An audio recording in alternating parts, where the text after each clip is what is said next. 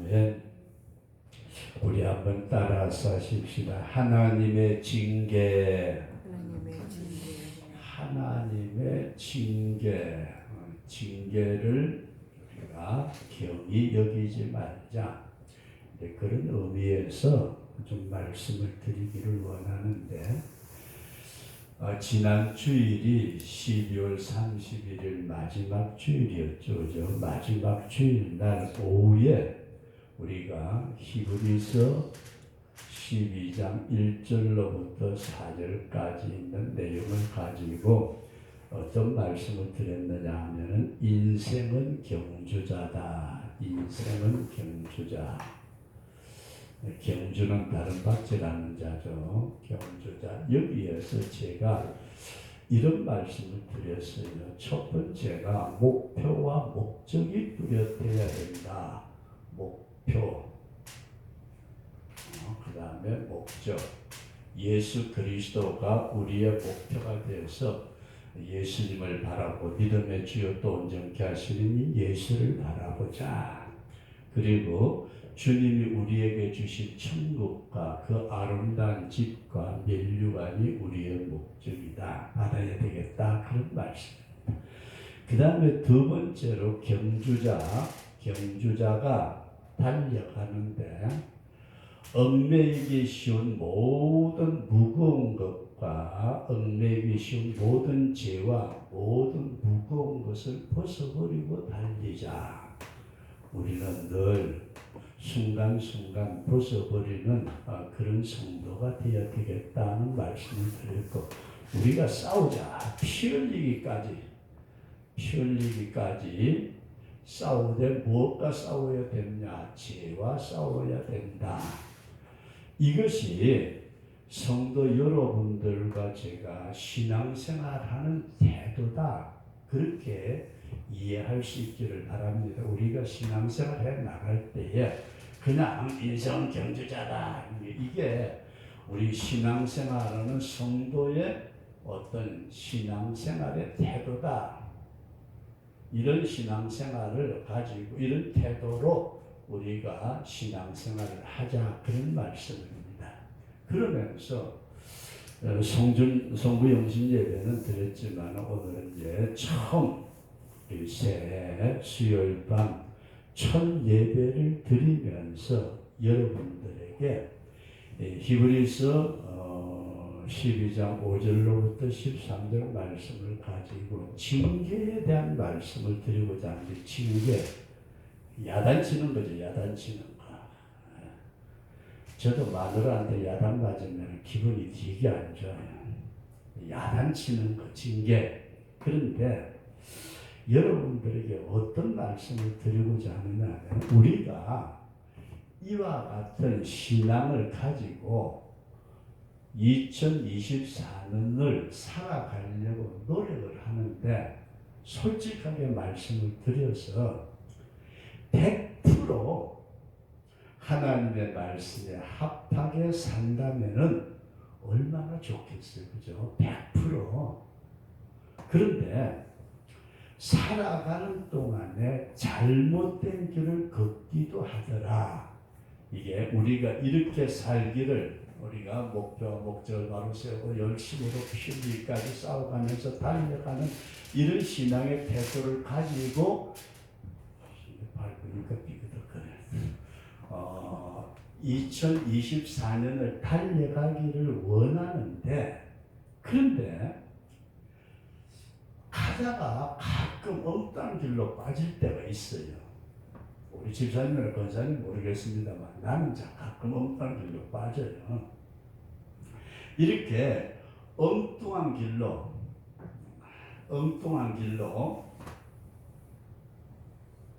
신앙이 저기에 다른 이렇게 달려가는 게 아니고 엉뚱한 길로 빠질 때에 하나님께서 그냥 가만히 내버려 두시면 어떨까요?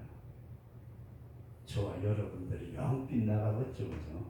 그래서 하나님께서 그대로 내버려 두지 아니하시고 때로는 우리를 징계하셔가지고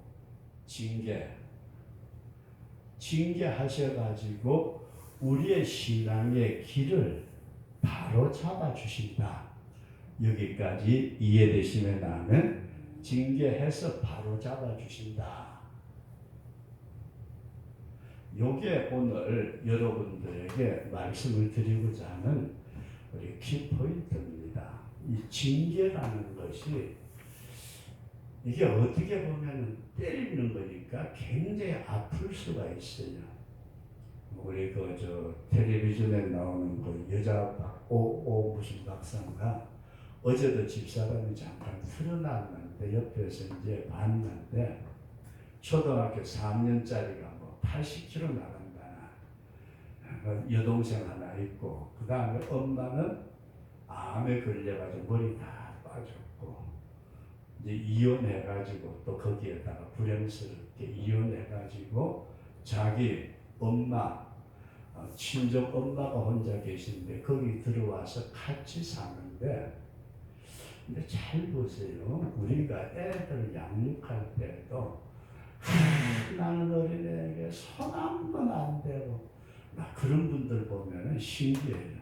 전 진짜 저는 애들 목사들이 목사딸이 그래가 됐냐고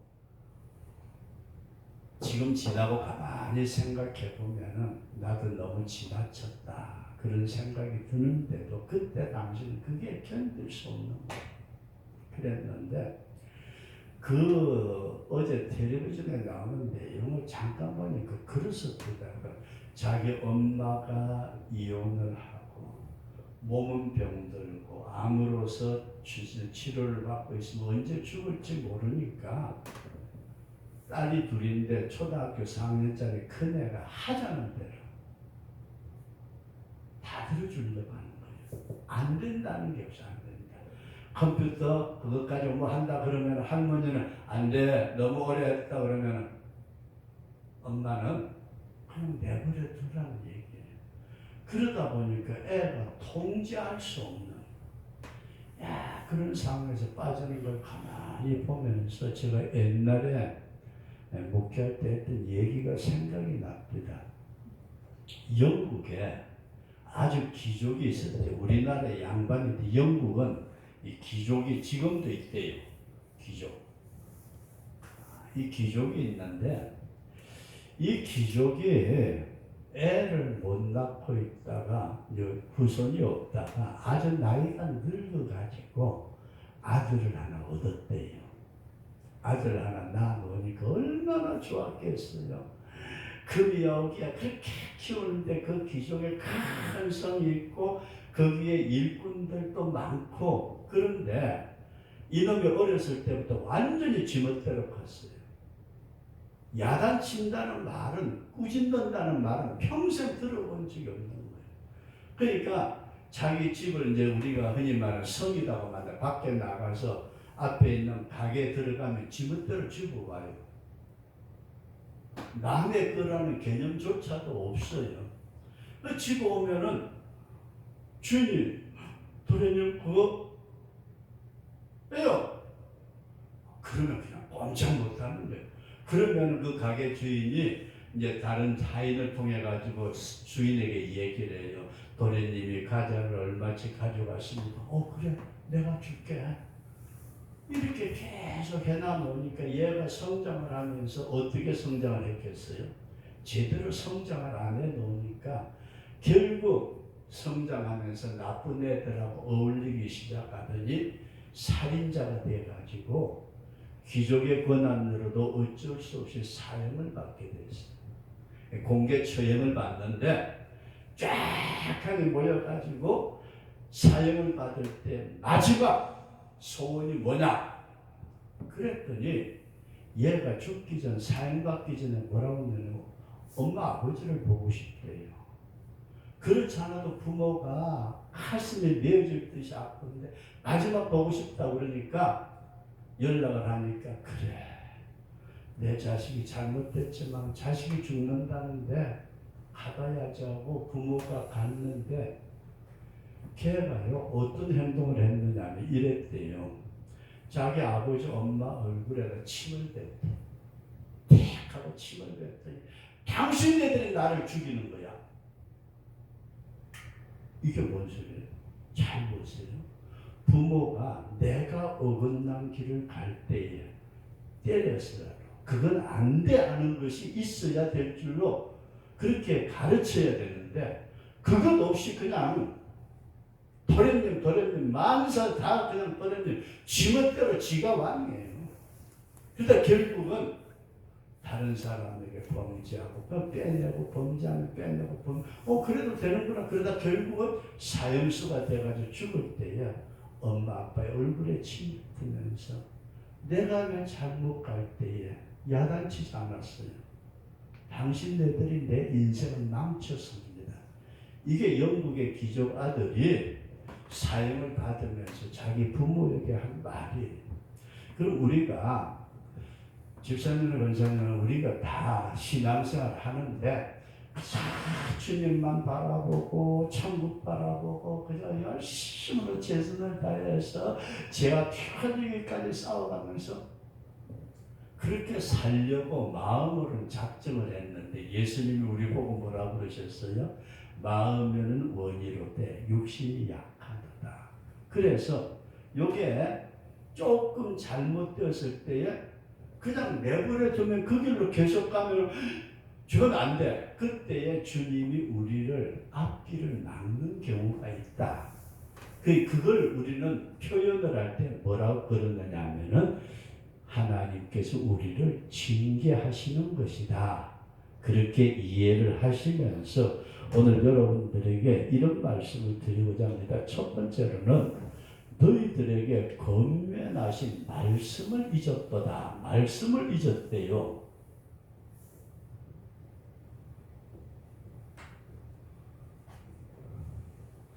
우리가 세상 속에 생활하면서 내 자신의 어떤 삶의 현상에 빠져가지고 말씀을 잊어버리는데 여기 여러분들과 제가 잘 생각해야 될 것은 우리는 하나님의 말씀은 진리요 생명이라고 성경 말씀을 너무 잘 알고 있어요. 그런데도 말씀을 따라 걸어야 될 텐데 말씀을 따르지 않는 것이 딴 길이 딴 길. 하나님의 말씀에서 벗어난 딴 길을 걷더라.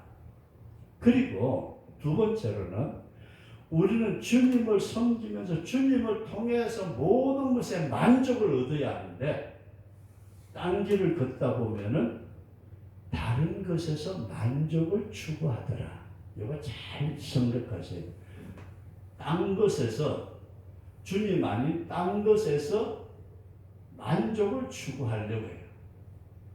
그러다 보니까 돈, 내게 먹는 거, 입는 거, 뭐 세상의 어떤 것들 거기에 빠져가지고 그게 자기에게 만족되지 않냐면 온갖 짓들을 다 하는 다른 것에서 만족함을 찾으려고 하더라. 그러다 보니까 하나님의 말씀에 벗어나면 뭐가 나오느냐면 꼭 자기 주장이 나와요. 자기 주장, 자기 뜻. 그러면은 우리가 이렇게 생각을 해본다면은 이것이 하나님의 말씀에서 벗어나게 되니까 딴 길을 걷게 되고 다른 데서 만족함을 찾으려고 들고 그리고 내 주장이 나오게 될 때에는 이것이 잘못되더라는 얘기예요. 이게 잘못될 때에 그냥 가만히 만약에 우리 자식들이 다른 길로 잘못된 길로 걸어가면은 그 자식, 사랑하는 자식이 잘못되는 걸 우리가 내버려 둬야 되겠어요? 안 돼. 그건 안 돼. 안 된다는 걸 가르쳐 줘야 되는데 오늘날 이 젊은 부모들이 자식이 하나, 둘 너무 귀하죠. 그죠? 내 자식이 얼마나 귀해요. 근데 그 귀한 자식이 하자는 대로 다 해주면은 그게 자식을 잘 키우는 걸까? 우리가 한번 깊이 생각하시면서 우리 자녀들이 이런 길로 죽음의 길로 지옥으로 달려간다면은 우리가 가만둬야 되겠느냐? 그래서 이럴 때에 우리는 내버려 두는 부모가 그렇듯이 하나님께서도 그리스도의 피로 값주고 산 천하보다 귀한 그 영혼이 잘못된 길로 걸어갈 때 하나님은 내버려 두실까요? 집사님, 지금 1,000,000원짜리 수표를 하나 가지고 이제 은행에서 찾아가지고 이거 가지고 내가 어디 가서 뭘 할 거라고 가지고 나와서 배 타고 건너오다가 바람에 휘끌어가지고 저쪽에 물에 빠져 둥둥 뜨고 있어요. 그냥 두고 가야죠, 그죠? 아이, 그 물에 빠진 놈 수표 뭐하러 던져? 잘 보세요. 우리는 하나님의 말씀을 잊었다고 할 때 하나님은 징계하시더라. 그래서 성경에는 우리가 잠언 13장 24절에 보면은 자기 자식에 대해서 초다를 이게 몽둥이 막대기로 야단치지 못하는 자는 그 자식을 미워합니다. 자식을 사랑하는 자는 근실이 징계하느니라. 부모도 자기 자식이 잘 되기를 바라서 안 돼 하는 것이 있고 야단치는 것이 있다면은 영의 아버지 되신 하나님께서 우리가 말씀을 읽고 딴 길을 갈 때에 야단치시기도 하신다. 우리 그런 사실을 꼭 기억할 수 있기를 바랍니다. 그래서 이것을 뭐라고 그러느냐 하면 사랑의 채찍이라 그렇게 표현을 해요. 사랑의 채찍.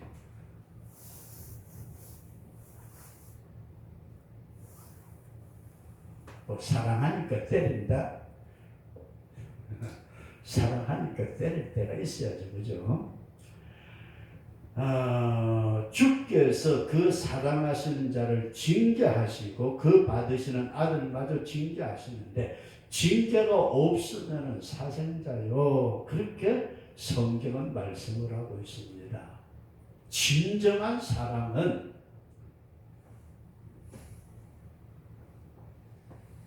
죽든 말든 상관없이 내버려 두는 게 아니잖아요. 그죠?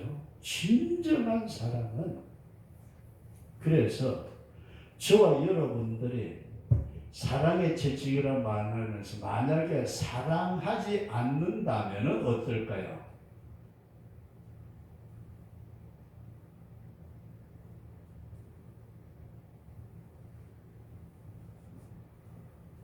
이웃집에 개똥이가 자꾸 엉뚱한 짓을 하는데 그랬더니 이웃 어른이라 야 그러지 마 그랬더니 걔가 뭔 상관인데요? 이거 덤벼들어요. 그럼 한두 번 얘기하다 우리가 계속 해야 돼요? 내 새끼도 아닌데. 내 자식 같으면 이 자식아 하고서 때렸으라도 뭐라고 그러겠지만은 이웃집에 더구나 애가 잘못돼가지고 야 그러면 안 된다 했더니 왜요? 다시 뭔데요? 그런데다가 이웃집에 걔 부모가 나서가지고 왜 남의 새끼를 당신이 간섭하며 그럼 뭐라고 그러겠어요? 우리가 어떤 관계가 없으면 사랑하지 않는다면 죽든 살든 니가 뒤지다 말든 상관을 안 해요. 상관없어. 여기에서 성도 여러분들과 제가 깊이 생각하기를 원하면서 하나님이 나를 징계하신다는 것은 뭘까요? 하나님이 나를 징계하신다. 집사님 잘못되면 하나님 징계 받으실래요? 이게 징계 없다면 하나님이 아예 내버리면 징계할 것도 없어요.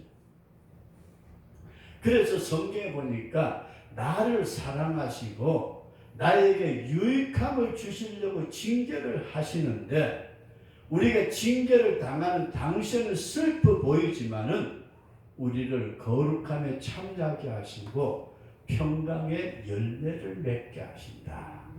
여기서 관계가 굉장히 중요합니다. 관계. 사랑하지 않는다. 죽든지 말든지 너하고 나하고는 상관없어. 네가 죽든지 말든지 지옥 가든지 말든지 전혀 상관할 것 없어요. 그런데 내 피부치가 내 자신이 이렇게 우리가 한번 깊이 생각하시면서 이스라엘 백성들을 하나님은 지극히 사랑하셨어요. 이스라엘 백성들, 이스라엘 민족. 그래가지고 이 이스라엘 민족이 우상을 섬기고 잘못될 때에 주변에 보세요. 애굽을 들어서 치기도 하시고, 아수르를 들어서 치기도 하시고, 바벨론을 들어서 치기도 하시고, 헬라를 통해서, 로마를 통해서 하나님께서 주변에 수없이 많은 강대국들을 붙여놓고 이스라엘을 그렇게 징계하시면서 바로 서기를 원하셨는데도 결국 마지막 어떻게 됐어요? 예수님까지 거절하니까 예수님이 탄식을 하셨어요. 내가 암탉이 병아리 새끼를 그 날개 아래 품으려고 하듯이 내가 너희를 품으려고 한 게 얼마나 많으냐. 그러나 이제는 끝났다. 너희들이 내가 다시 주여 오시옵소서 하는 그날까지 너희들이 다시는 보지 못한다.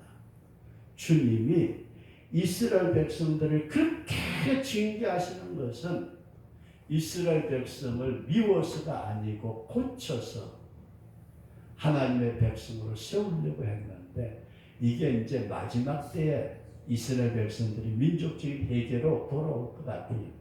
지금 전쟁 나가지고 이스라엘이 죽고 터지고 하는데 세상에 하나님을 믿는다는 하나님의 선택된 백성이라는 이스라엘 민족이 텔아비브라는 도시를 자기들의 수도처럼 그렇게 뭐 행정적으로는 예루살렘이라 그러지만은 텔아비브가 그 나라의 제일 큰 도시인데 거기에 세계에서 최고의 동성애 축제를 연다는 거.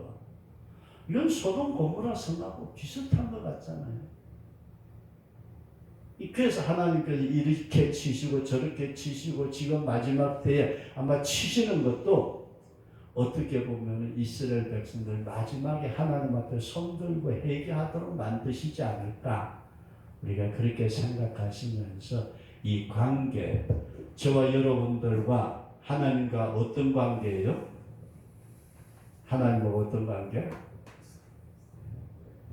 하나님이 호세아서에 보면은 어떻게 말씀하셨느냐? 내가 너에게 장가 들겠다.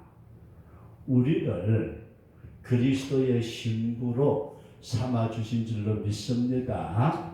신부가 바람 피우면 돼야 안 돼요. 신랑 바람 피워도 잡아먹겠다고 들으는 판에 마누라가 바람 피웠다. 그건 안 되는. 이 관계가 깨지는 것은 이건 비극이에요.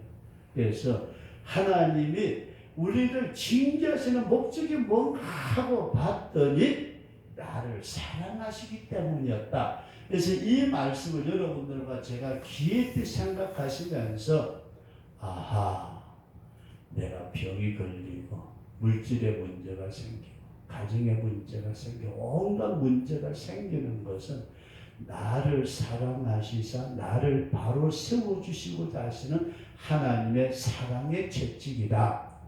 우리가 그렇게 받아들이면 어떡할까요? 우리 한번 따라서 하시다. 감사함으로 감당하자. 감사함으로. 우리가 그 징계를 잘 감당해 나갈 때에 주님은 때리시고 난 다음에 우리를 감싸 주시는 분이시다.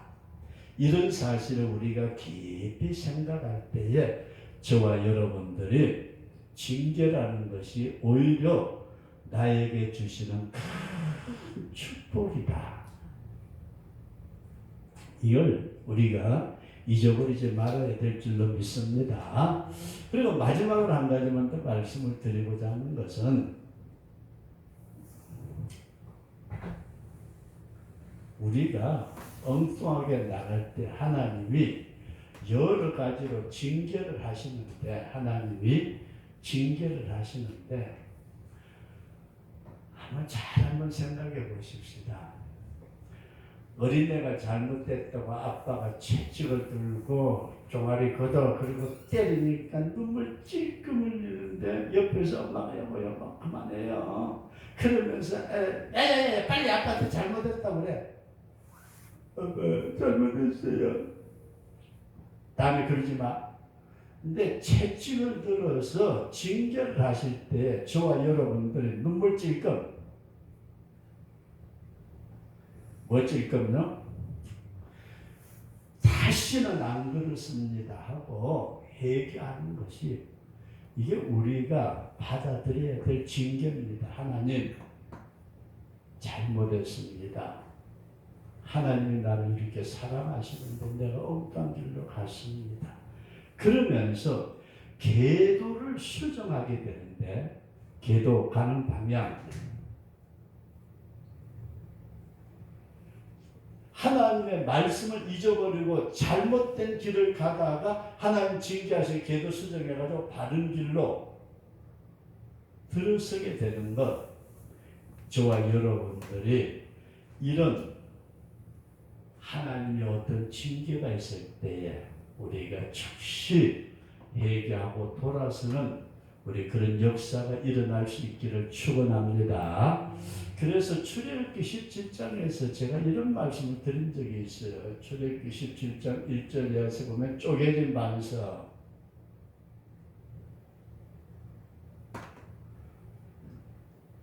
이스라엘 백성들이 목마를 때에 모세에게 물을 달라고 그 애를 칠 때 하나님께서 반석 앞에다가 모세를 세우죠.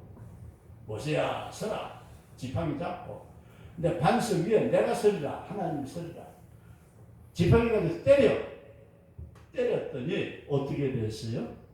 하나님이 서 계신 반석이 쪼개지면서 생수가 나왔더라. 자, 자식이 잘못됐을 때 부모가 매를 들 때에 부모 마음이 좋아서 매들까요?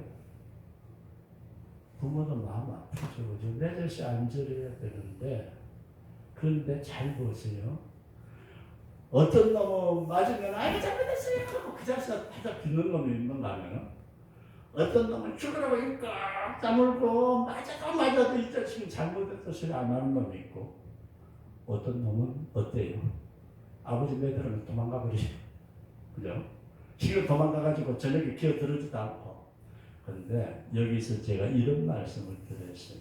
우리가 이 막대기를 가지고 치는데 이 막대기가 우리를 징계하는 막대기가 물질이 되었든 질병이 되었든 사업이 되었든 어떤 문제가 되었든지 간에 살살 맞고 깊이 깨어지자. 우리가 영적으로 민감하게 되면 이건 아니야. 즉시 돌아서게 되는데 영적으로 두대 놓으면은 실컷 얻어 터지고 마지막에 죽게 되었을 때 아이고 하나님 사랑해 주세요. 그 죽게 될 지경까지 가기 전에 뭔가 우리가 병이 나면 큰 병이 나기 전에 몸에 징조가 있다고 그러잖아요. 이상해.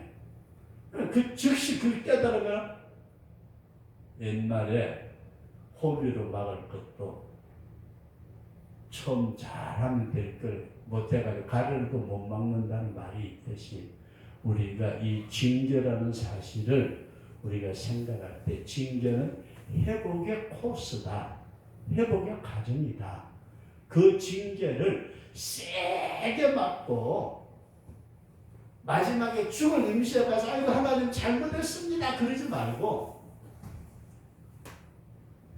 재산 다 날려먹고 노숙자 돼가지고 하나님 찾지 말고 돈 100만 원 손해 갔을 때 내가 뭘 했지? 깨닫는다면 얼마나 좋을까? 그래서 우리는 살살 적은 징계에 민감할 수 있도록 저와 여러분들이 늘 깨어 기도할 수 있기를 바랍니다. 그러면서 징계는 우리 한번 따라서 칩시다. 회복의 축복의 근거다. 회복시켜 주시는 축복을 주시는 것이 뭐라고요? 징계다. 그런 말씀이에요. 징계다. 그래서 우리가 오늘 이렇게 말씀을 드리겠습니다. 우리가 송구영신 예배가 됐든 연말 연초가 됐든지 간에 우리는 흔히 말씀대로 살겠습니다 하고 다짐을 하지만은 우리가 잘못된 길을 걸어갈 때에 저와 여러분들이 이렇게 말할 수 있을 거예요. 하나님 때려서라도 저를 바로 세워 주시옵소서. 그렇게 말할 수 있을까요? 하나님 때리시면 아픈데 그죠? 사람이 때리면 그건 그렇지만 하나님 때리시면 되게 아파요. 그런데도 잘 보십시다. 하나님 내가 어그러진 길, 말씀을 잊어버리고 어그러진 길을 갈 때에 하나님 그냥 내버려 두지 마시고 하나님의 자녀로 삼아 주셨으면 때려서라도 올바른 길을 들어서게 하옵소서. 우리가 그렇게 기도한다면 얼마나 귀할까. 영적으로 민감한 저와 여러분들이 되셔가지고 하나님의 그 징계, 어떤 상황에 민감하게 주여 이것입니까 하고 우리가 고백하고 바로 서는 징계를 당할 때 당신은 슬퍼 보이지만은 이것이 없는 자는 버린 자식이고 징계를 하는 자는 징계를 당하는 자는 하나님과의 관계가 끊어지지 않는 자다. 이런 분명한 믿음을 가지시고 저와 여러분들이 끝까지 믿음의 길에 승리하시되 때로는 잘못될지라도 주님 때려서라도 나를 세워 주시옵소서 고백할 수 있는 믿음의 장성한 우리 그런 성도가 될 수 있기를 주의 이름으로 축원합니다.